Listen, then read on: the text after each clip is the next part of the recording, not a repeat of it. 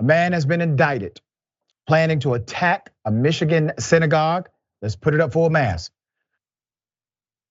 A 19-year-old Michigan man who was arrested earlier this month on allegations that he used social media to discuss plans to attack a synagogue was indicted Wednesday by a federal grand jury.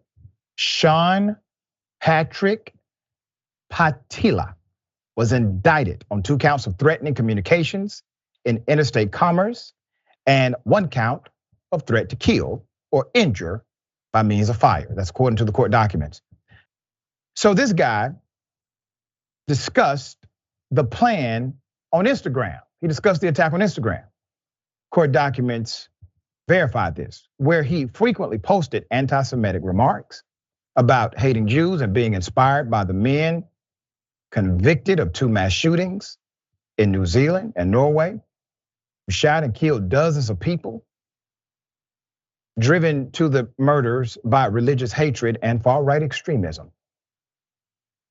This would-be killer was arrested by the FBI on June 16th, 3 days after federal investigators were alerted to his online activity.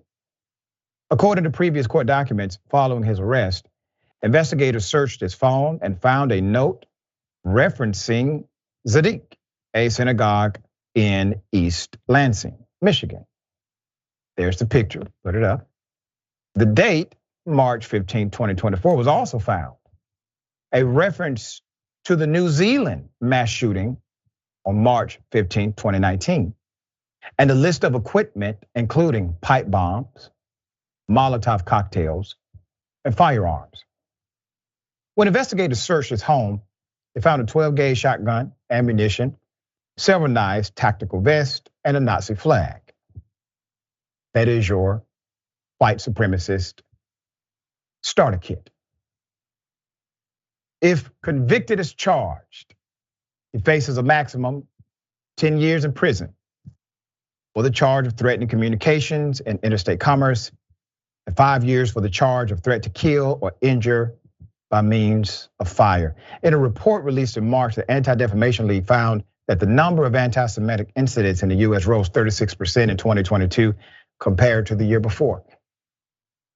You see, hate begets hate. You cannot drive out darkness with darkness. That's what Dr. King told us. Only light can do that. You cannot become the same evil that you're trying to destroy. It doesn't work that way. When we engage in this fight for civil rights, when we engage in this fight for tolerance, love, respect, we cannot become the thing that we're fighting against. You see, there's a clear distinction between who you are and who they are. Never forget that. And in order to have sustainable wins, we must do it in a sustainable way. These individuals who are hell-bent on bigotry and racism and hate will never win as long as we don't allow it. Jeff, thoughts? You know, Dr. Richey, I'm sure you've gotten this before, and I just want to reference it for myself. When I talk about the injustices of this country and I talk about civil rights, I've been frequently told, if I don't love it, leave it, referring to this country, the United States of America. But this monster here in Michigan found it really easy to shed light on his anti-Semitic views to the point where he felt comfortable sharing on social media. Why isn't someone like him told, if he doesn't love it, leave it? That's a huge problem. I'm glad this monster is gonna be put in behind bars so he can't do anything like this.